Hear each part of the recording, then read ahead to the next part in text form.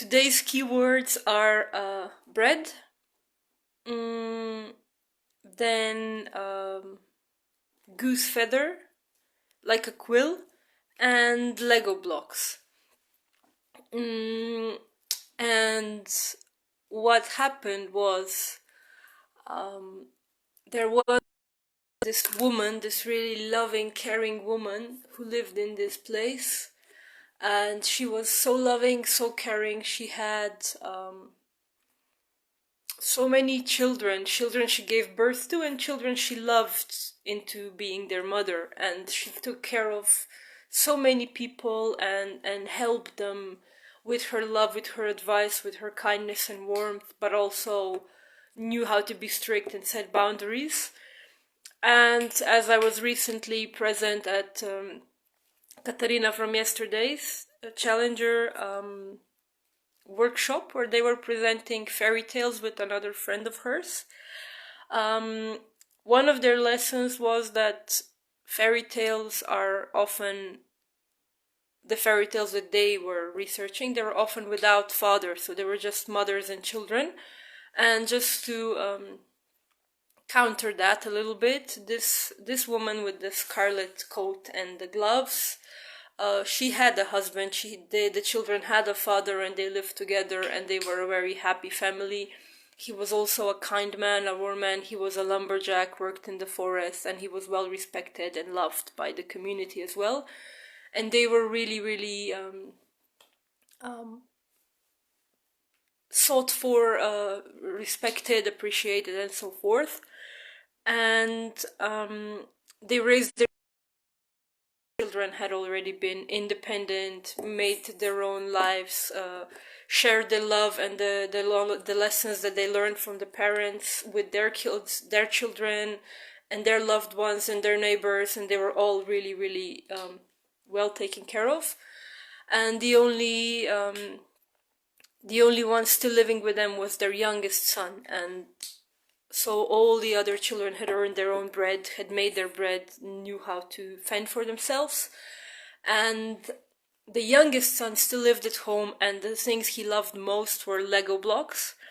And he could play with Lego blocks for hours and hours, just creating these imaginary worlds from the landscape in his mind, and creating dragons and castles, and just spending all this time pretending and playing and creating things from Lego blocks. And he could build the most amazing things. And then one day it happened that a strange plague had come into the land, a strange plague that stopped productivity, that stopped. And it wasn't a disease as such, it was a plague of the mind. It was like a dark, thick fog that just spread through the land. And people lost joy, they lost creativity, they were not joyful anymore, they did not dance, they stopped to sing, they lost connection with their inner child, and there was no more art, and this fog was just spreading across the land and suffocating people, and they were all becoming grey and colorless and sad. And when this woman in her scarlet coat and gloves was walking out, fog creeping upon people, and she saw that there was this joy roaming the land. And then when she would come home and look at her youngest son, he was full of fire and joy, and playing with these Lego blocks and creating all these things, immersed in his imagination. This contrast between these two worlds was so great for her that she thought, I wish I could do something to help other people be as joyful as my son is, because he's really this bright fire of creativity and imagination in my day. So she was sitting on the staircase outside her house and thinking what she could do to fight this fog, and then she saw this quill, this goose feather on the, and it struck her, and she said, yes, that's what I can do. So she took the quill and she went upstairs, and she went to the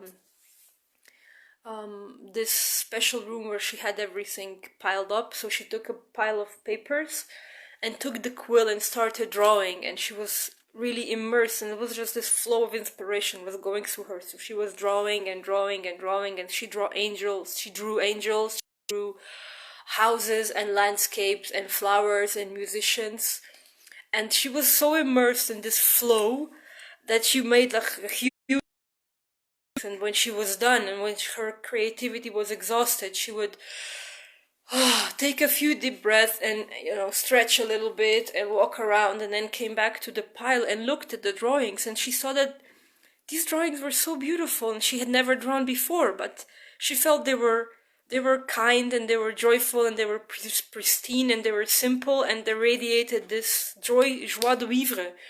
And she knew what she had to do, so she put on her scarlet coat and her gloves, and she took a little bag, and she put all these drawings in the bag, and just went around the town and tried to create some communication, connect to people, and talk to them and sell them these drawings. And at first, people were she was frowned upon. She was looked like, you crazy? This is neither money nor gold nor anything valuable. Why should we even take a look at this? Why should we waste our time on drawings?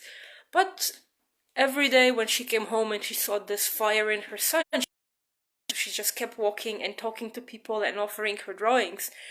And bit by bit, her will to live and to spread light burned through this fog of apathy. And one by one, people started to spend some time just looking at her drawings and responding to them emotionally, and then soon they started to buy them and give them to each other as gifts and put them on the walls.